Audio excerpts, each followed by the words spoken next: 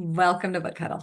I'm your host, Karen Reader with Readgab. Today, our guest is K Woodman Maynard. Takes these classic books and makes them into these beautiful graphic novels and adapts the words to fit and works. It's just, I'm so excited to be talking to her about this. We're going to talk primarily about Tuck Everlasting, but first, Kay, can you take a second and introduce yourself and tell us a little bit about yourself separate from being an author? Sure. Thanks so much for having me. I am a graphic novelist and I also do comics coaching where I help cartoonists Cool. find clarity and build momentum with their creative projects. I'm really a big believer in kind of working through acceptance and self-expression, either through literature or through kind of one's work. Right? And other than art and writing, which does take up quite a bit of time, I am a big, I guess, athlete. I love exercising outside, which is it's a great contrast Yes. to drawing and being kind of a little bit hunched and just that repetitive motion to be outside. I love cross country skiing. I love open water swimming, trail running, and I do two kind of unusual sports with my dog. One is called skijoring, where he pulls me while we're cross country skiing, and the other is called canine cross, where he pulls me while I'm running. There's like a special harness, and so he's really Yeah. like charging forward. Nice. Oh, that's neat. I've never heard of either of those titles. I They're think thrilling. that's neat. That's neat. I love it. All right. So I'm going to do an author icebreaker. And the book today, I'm so excited to talk about this one. The Mona Lisa Vanishes. And I never would have thought that I would love a nonfiction for children. And it's just so wonderful, narrative nonfiction, so beautifully done. But, we learn the history behind the Mona Lisa.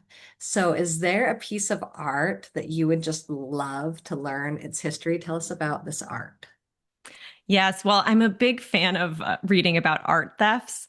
And so it's actually the art that was stolen in 1990 from the Isabella Stewart Gardner Museum in Boston. Okay. It's a really cool, I mean, like mystery. Like, I just want to Right. know there was a Vermeer, a Rembrandt, a Degas, like a lot of pieces were stolen. They Cool. never arrested anyone, never found really Never found them? substantial clues. Yeah, haven't been found. And what's really interesting is because of how Isabella Stewart Gardner set up the museum, they're not allowed to move where pieces were because she Okay. specified they had to be in specific places. So you go in the museum and there's just an empty space where it's like the Oh. Vermeer used to be here, which I feel like just increases the mystery. Yes. Well, and did it increase similar to the Louvre, draw some more popularity to the museum because of I the think it I think it did That's probably. cool. That's cool.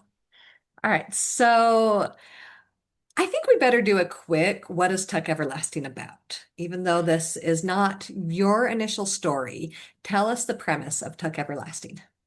Sure. So Tuck Everlasting was written by Natalie Babbitt in 1975. So this is the 50-year anniversary of it. Okay. And it is a gorgeous story about a young girl who discovers a magic spring in the woods near her house. And she meets the family, the Tucks, who accidentally drank from this spring and it transformed their lives. And she has to make the decision whether to drink from it herself or not. Right. And there's also an evil man, the man in the yellow suit, who is after the spring and wants to, gain it for his own benefits. Right. Right. So can you tell me how you got into working on graphic novels that are classic books? How did this start for you? Yeah, I mean, I've also written my own books, but it's harder, to get published. And so I had a book out on submission that I didn't know whether it was going to sell or not, and I just decided to try adapting one of my favorite books, which was The Great Gatsby. Oh. And so I just went ahead and made a Show us pitch a couple and images. Can you show us? sure, yeah. So it's also watercolored. Oh, This nice. is actually how I learned watercolor. I had never done it before. Really? I worked, yeah, I You just did other didn't feel mediums. like I didn't feel like digital coloring was either enjoyable for myself, but also I Okay. didn't feel like it suited the 1920s or Cool. the like kind of exuberance of color in that book. And so I learned it for that book. And then I've loved it so much. And I feel like maybe it's become my signature. And so I also used it for Tuck Everlasting. Neat, neat. So you You wrote Great Gatsby into a graphic novel without anybody approaching you first and submitted it? Correct. Okay. Yep. And I submitted it and got an agent, and then Candlewick Press published it, and it was coming into the public domain. And so it came out in 2021 when Gatsby entered the public domain. But for Tuck Everlasting, it was a little bit different, where the publisher approached me because they kind of knew my work from The Right. Great Gatsby, Nice. and it was working in conjunction with the Babbitt estate. And so they had to, approve me, and we had conversations about it, and they had to, they were part of the approval process of different Yeah. stages of the graphic novel. But they were great. Like, it was a Nice. wonderful experience. It like added to the project, as opposed to, like, I was worried that maybe they'd be Yeah. right, that they'd be very, I don't know, wouldn't want to make any little changes, or, people can be very Micromanage your precious. work. Right. They were not like that at all. Nice. Yeah. Nice. That's neat. And there is an interview in the end of the graphic novel that is just beautiful and exciting with Natalie's daughter Lucy, right? And so that was fun to read. And it's in the published graphic novel, right? Because I Oh, yes. Mhm. okay, Mhm. perfect. Can you tell me about the first time that you remember reading Tuck Everlasting? I'm not sure exactly when I read it. I think we read it in fifth grade as part of my class. Right? And then I suspect that I read it on my own maybe before then, because I was a little precocious reader. But because but it was so long ago that when they approached me, I couldn't quite remember what it was about. Like, I had strong feelings about it. Like, I remember loving it, but I also remember kind of being very angry and Right? betrayed by it, because it's an intense, it's about death. And I think Yeah. I feel angry and betrayed about death too. But Right. as a kid, I don't feel like I had the ability to kind of articulate that I do as an adult. So I ran out to, when they approached me, I ran to the store, because graphic novels take so much time. It took me 1,500 hours to make this. Right. And so I didn't want to adapt a book that I didn't love, because some things you Yeah. love as a kid, and then as an adult, you're like, ooh, this Different. isn't for me. Yes. Yeah. And that was not the case at all. Like, I think it probably resonated even more with me Beautiful. now. And I was like, oh, I feel like I can add to this story, or amplify what beautiful things are already there. Right, right, right, right. So can you tell us more about this process where you took the novel? What were the steps? So, I mean, it all starts with really deep reading of Good. the book. So I read through it, the original, multiple times, and I was underlining, and I'm kind of visualizing what could be made, visual instead of using words. So I'm always kind of looking for where words add things, but also where I could choose that images can convey instead. And then I'm looking for repetition of visual images. So, like, I noticed there's circles again and again, which plays into the theme of the cycle of life. And so I was like, oh, okay, I definitely want to emphasize that, because that's so visual.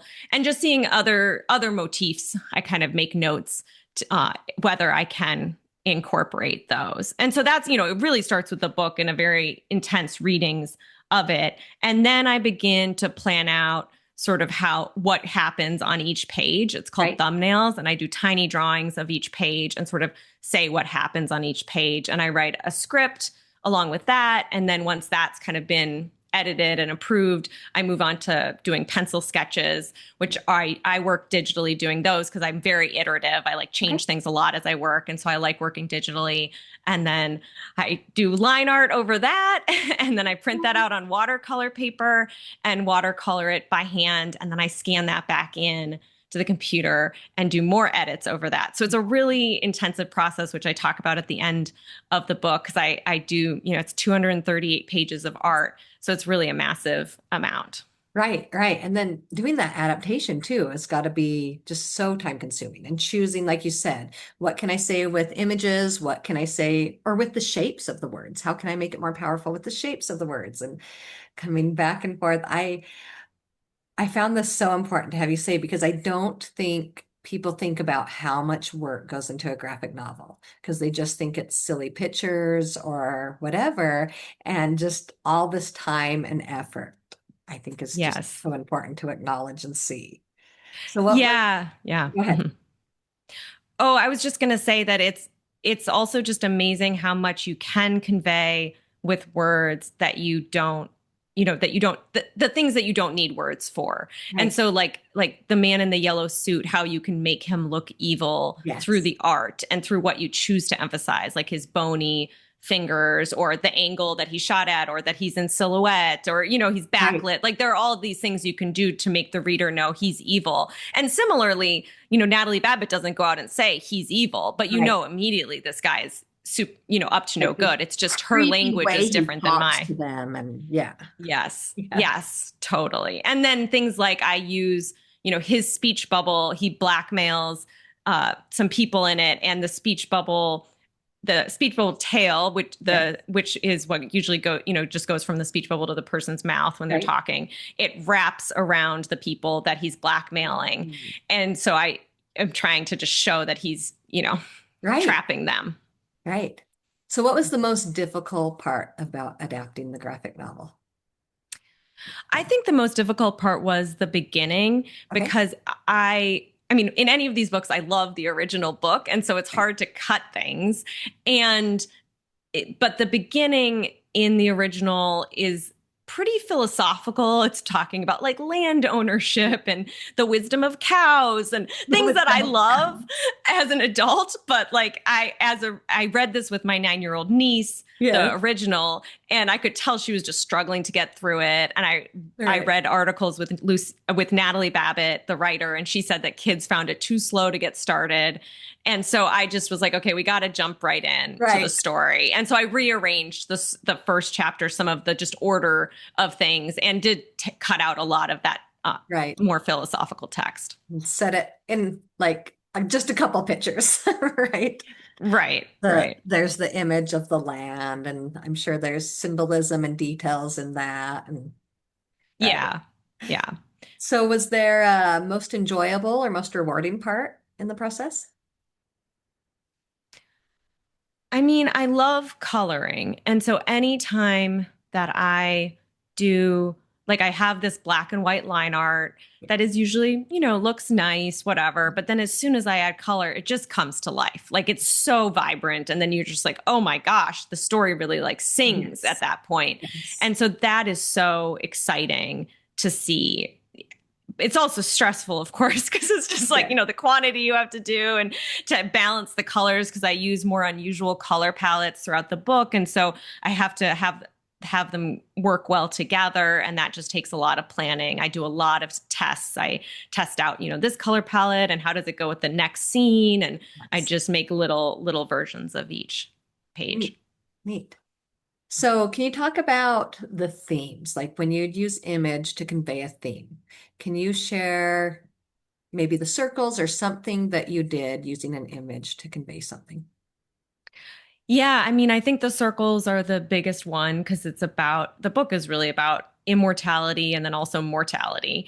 And so, would you choose to live forever or would you choose to be like all of us and die? And that's like, so the cycle, and then also the attitude towards Angus Tuck, who's one of the main characters in the book, is that it's a beautiful thing to be on the cycle of life. Yes. And so I used circles like when he is talking about his philosophy on life, he's surrounded by ripples that are circles of water. And he's telling Winnie, the protagonist, this while they're on a pond and he's in silhouette. And I use the repetition of silhouettes throughout each character, kind of main character in the book gets a page with their silhouette. Right. And then kind of the background represents their view of life. So I use pinwheels, which weren't in the original book, but I use that to sort of kind of have some beats and continuity through the Yes. beginning to the very end because I love a book that has bookends. Yeah. There's a lot of like there's a Ferris wheel that's in the original book. There's so many references to nature, sun, moon, all sorts of things like that. Love it. I love it so much. And I just love the emotion that this exudes, right? And so my nephew was in the musical, but it was when I was living far away from him on the other side of the country. And so I hadn't been there. So the other day we have all the family over, and he takes a moment to pitch his fundraiser that the musical theater department at his high school's doing. And so I said, all right, I'll buy your potatoes if you sing me a song. And so he sang his solo from when he was Miles in the Tuck Everlasting. Wow. And I don't know if I had never seen the musical. I didn't even, I should have, looked some of it up when he was doing it, but I hadn't. So this was just this unique experience of this song alone for me. I had listened to the book this summer and then I had recently read your graphic novel. And so it was somewhat fresh, but yeah, he sings this song and I am just like weeping and feeling Mm, so connected to Miles in a way I never had before because, it's about, his children and just different things. And it was just so emotional for me. And so I told him and I asked him about it. And he shared his experience. He had never read the book before auditioning. And so similarly, he sings it and he just puts this beautiful voice into it and emotion to it, but he doesn't know why. And like hmm when he finishes, like everybody watching him is just teary-eyed and mm, emotional. And so since then, he's gone and read it and he's like, it'll always be my favorite book. I just love it so much. And mm. of course, this experience that he's had. So he's excited to be getting the graphic novel. I told him all about it. And so, can you tell me a character that you feel a connection to, a special connection to? Well, I want to talk about Miles actually because when I read it as a kid, I just kind of wasn't that You interested in just kind of him. read over Miles, right? Yeah. Yeah, well, especially as a kid, I was just, oh, Jesse. Mm, And now I'm like, oh, so 17 year handsome. old boy is like just who's totally lonely and kind of sad. Like, I mean, like, I just have such a different read on it. Whereas Yeah. now I'm just like, Miles has drunk from this well that's made him immortal, but his Right. family hasn't. And so he has lost his family, which I'm not going to share how, but as an adult, I'm just like, oh my God, this poor Right. man. He had Right. to like say goodbye in a really traumatic way. And I tried to convey that in the book because I did this whole flashback scene and I used fire to sort of show how I felt like his life was going up in flames. And that's not in the book, but I was like trying to convey like how Yes. momentous that was. Right. And for him, it's just so tragic. And I think to answer your question though, I'd say I still resonate most with Winnie, the protagonist, like Neat. her desire for adventure, her desire Right. to make a difference. I think not fitting in within her family and her community of origin. I think that's kind of how I felt growing up. And then going out in the world and seeing how other people live, but then ultimately coming back to your family and where you grew up and making friends, which is, I guess, in some ways, as I say that out loud, that's what I grew up in Minneapolis. I went off to school on the East Coast and then I was on the West Coast and then I was in New Hampshire. And now I'm back here in Minneapolis. So I guess she still resonates with me. Neat. Neat. I love it. So, and we talked about grief before. You've brought it up, but I really want to get into it now because it's such a major theme in the book, and in the most recent audio version that I listened to, that they put out a new audio to celebrate this 50th anniversary. At the beginning, they talk about how they got some lashback for it, that some people were like, upset parents about the book being used in schools and because of the way it deals with death and grief. And so it was interesting hearing that I wouldn't have never thought of Tuck Everlasting of being a book to be questioned and pushed against. Why do you feel it is important to have grief as a theme in a children's book? Well, I mean, I think all emotions are valid, right? And they're going to happen no matter whether we want them or not. And I think they're going to come out, whether we want them to or not. And they could come out in huge outbursts if you're not processing them or in physical pain. Like, I don't know, there's just so many different ways that emotions manifest themselves. And so I feel like teaching children healthy ways to Yeah. talk about emotions and to connect with others through their emotions and through what they're going through. Like, I don't know, a lot of themes about secrecy are in my work, and I just think a lot about how secrets separate us, which is actually, I'm working on an original graphic novel right now, and that's the theme, because I just hate that kind of suppression of feelings. It just Right. never helps anyone, and we can't protect kids from sad things as much as we wish we could. And Yeah. so they have to have the tools to deal with them. And I think literature is such a powerful way to let them experience that on a less intense level. If you experience that in your through a book, hopefully later on you can call on some of those things when you're experiencing it in your real life. Right, right. It's because the time is beforehand, right? Who has, I think of it as like when my babies were babies, and that who has time to learn about being a mom when they're a baby? And so I learned after the first one that while I was pregnant was the time to read about sleep and my plans for that because you don't have time in the moment. But in a similar note, but very different, you want to be prepared for grief before it ever happens, right? You want to learn some tools of how to happen because it's going to happen to everyone. We're going to lose someone and we're going to deal with the emotion of one day I'm going to die. Yeah. Unless you Yeah. guys have found that creek, that spring, then, one day I'm going to die. And so those are two big things to deal with is how to juggle the emotion of knowing that my life will end one day and how to deal with I'm going to lose someone. You want to be prepared for it before the loss happens. Yeah. Yeah, So it's totally. I think it's child. so powerful. And I've certainly found it helping. Like so in the last couple months, two uncles and an aunt died. And it's just felt just so hard and so painful. But I keep thinking about this book where I'm just like, you can't choose the things on the wheel of life that you like, right? Like that these Right. people did live full lives and and hopefully I will too. But I think it does really help that it's like it's going to happen to all of us, as scary as that is. And I don't know, there's something, we're so lucky to be here. Right. Right. Right. And I'm sorry, I didn't realize you had a recent family connection because I actually was planning on bringing that question up and I didn't realize it was that because I think you mentioned and maybe on Instagram or on a post about it being a pet when you were writing it. Is that When I right? was Yeah, so when I was working on the book, in the midst of it, my cat Huntington died, and I was kind of saying these same things to me Yeah. about as I have been now. But I mean, I guess even a pet is in some ways like, you It's know it's it's a still it's a important. You've still got to yes. process the emotions. Right. And Right. yeah, Yeah. and Yeah. and I'm listening to a book right now and I don't know, maybe I don't know.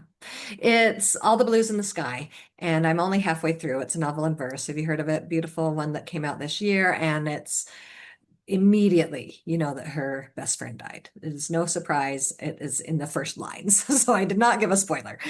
And she's in grief groups, and she's really upset. And this is where I'm saying I don't know. I hesitate to say this because I don't want to. I have not had to deal with a sudden loss.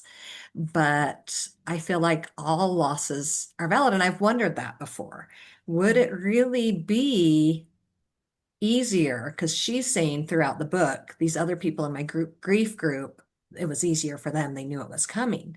But I've wondered to myself before, well, but it's almost drug out in those, I mean, I have had a grandma on hospice for a long time on and off over years or something like that, Mm. that sometimes it feels like it's drawn out, that it's Yeah. more miserable for for some people. And I'm sure it depends on the people too. What, Right. what would you rather? Hope that we don't have to pick. Yeah. So I don't know how we would pick. Sorry, I just realized what I said. But yeah, like grief is real, it's important, and no matter how you experience it, you are going to experience it. And so it's important to start preparing. Right. Right. And I mean, I think the message that it's just sort of, it is what gives life meaning. The Yes. fact that we're going to die, like it gives Right. us urgency to do things, to make a difference. And that's what's interesting about the Tucks is they're essentially stuck at the age that they Yeah. drink the water. And so Miles talks about how he wishes he could do something to change the world, but Yeah. it's sort of like he's just stuck. And so that's how I think about like that. At least we can grow, and that we have a limited amount of time. And I think that gives us pressure to actually change things. Right. Whereas the Tucks are kind of just in subsistence essentially, and Right. trying to hide out. And so I think that also gives me comfort that because we kind of have a deadline, and we Right. don't know how long that'll be. Yeah, it gets Yeah. us to do Yeah. Like things. this hanging deadline that could, like, it's there, but it could be any time. Right. Right. It's Well, and I think not talking about kids doesn't stop death from happening or them wondering about it. Like I was super right. fascinated by it as a kid and terrified about it. And Natalie Babbitt talks about how her daughter Lucy was very scared about it at age 6 and, had had a nightmare and they were talking about it. And that's sort of how this book, one of the early seeds of this book came to be. Neat, neat. So you talked about that you do have a story coming up. Can you share what's in the works? Do you have any other classics you're working on, or can you share any details about this one that you're working on, or is it It's too early. okay? It's too early right now. But I mean, it's set on an island in Maine Okay. and it deals with secrets and it's about two sisters. But and then I don't have any other classics right now or adaptations. I'm not going to rule that out as a possibility in the future. What if you had free reign? Is there one that you would love to adapt? I really love Naomi Novik. Do you know her work? She's I a don't. fantasy writer. Okay. It's young adult Okay. and Uprooted and Spinning Silver are the two books that Oh, I I've feel heard of like, Spinning Silver. Yes. yeah, they're excellent and they're kind of based on fairy tales, but are very unique and gorgeous stories. And when I read them, I just see it so vividly in Picture my it, that head. And I love how it would fantasy look and as a graphic right, novel. right. And so that is one where I definitely think about it. That would be neat. Really neat. Could you share with us, in addition to that one that you might adapt, what's another children's book that you just love that has had an impact on you? I'm trying to think. I mean, it's like there are so many. Yes. Like What's it's one that you would recommend to our listeners? well, I just read The Wish Tree by Mhm. Catherine Applegate, which I absolutely loved. It's from the perspective of a red maple tree, which I thought Oh, was just so unique. right, And it's like pretty gripping, which is right. hilarious because it's, all It's a from just a tree. tree's perspective. And it's so creative. Like all the animals have their own names and own ways of being and how they interact with humans. Like I thought that was just kind of kind of brilliant. But yeah, I don't know. Growing up, the books that I read again and again were by Robin McKinley, like Okay. The Blue Sword or The Hero and the Crown. And those were like, I think, Newbery winners or nominees. And they were fantasy adventure stories with like strong female Yes. protagonists. And I just loved the kind of escape in them and then also kind of the victory and how they, overcome great odds. I tend to like that type of book quite a bit. Well, yeah, that's me. Fantasy is my jam. Like I have to make myself read other stuff because I love fantasy so much. Me too. So going off more, like what about graphic novels? Do you have something that you'd recommend that's a graphic novel for kids? Yeah, absolutely. This book by Jason Waltz is called The Flip Side, and it is also about grief. And it's about a boy who loses his best friend to cancer, Oh. and his world is turned upside down, literally. And so Ah, he's in this upside down world where everything is upside down. And wow. so he has to navigate that world at first alone and then he finds a friend and it's just all about grief, sort of how your world gets turned upside down and depression and then how you get out of that sort of through Wow. connection and Ooh, fighting wow. the demons. There's like demons in the world and it's just a really beautiful book from Ooh, an like kind of adventure perspective, fantasy perspective, but then also this deeper meaning about, losing a friend. neat. Oh, I just, as soon as you held it up, actually, I was excited because the Whisperwicks, the second book in the Whisperwicks, there's just a scene, but they have to go in this upside down house and they get attacked by Yeah. creepers. And that's It the also house. blows Yeah. my mind from an artistic perspective to Right. have to visualize everything Something because it's not upside as yeah, down. everything falling and then you have Yeah. to draw all So, these yeah. yeah, like that makes me excited to because I was like, ooh, I visited a little upside down place for just a few pages. I'd love to do more with that. So that's Yeah. cool. That's really Yeah.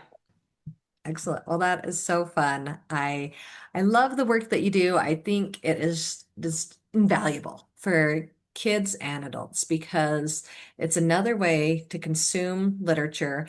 And then, like we were saying, there's so much more meaning to the picture besides a quick glance through.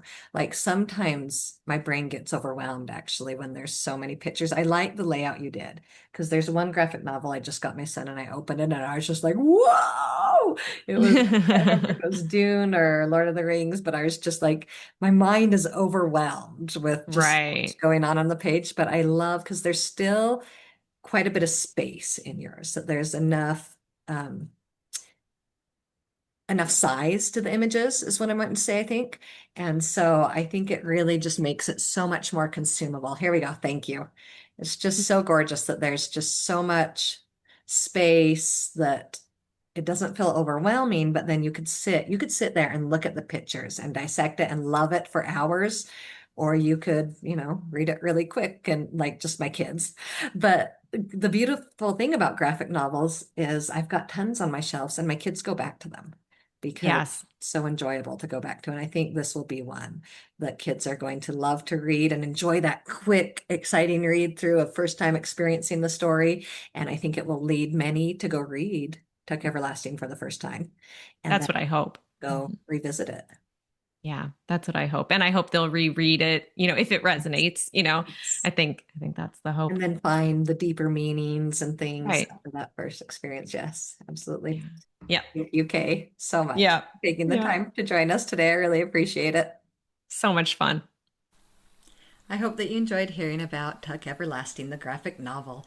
If you like my podcast, I would really appreciate it if you could take a minute and rate and review BookHuddle. That will help more people to find BookHuddle. Now go and have a fantastic week and read some amazing books.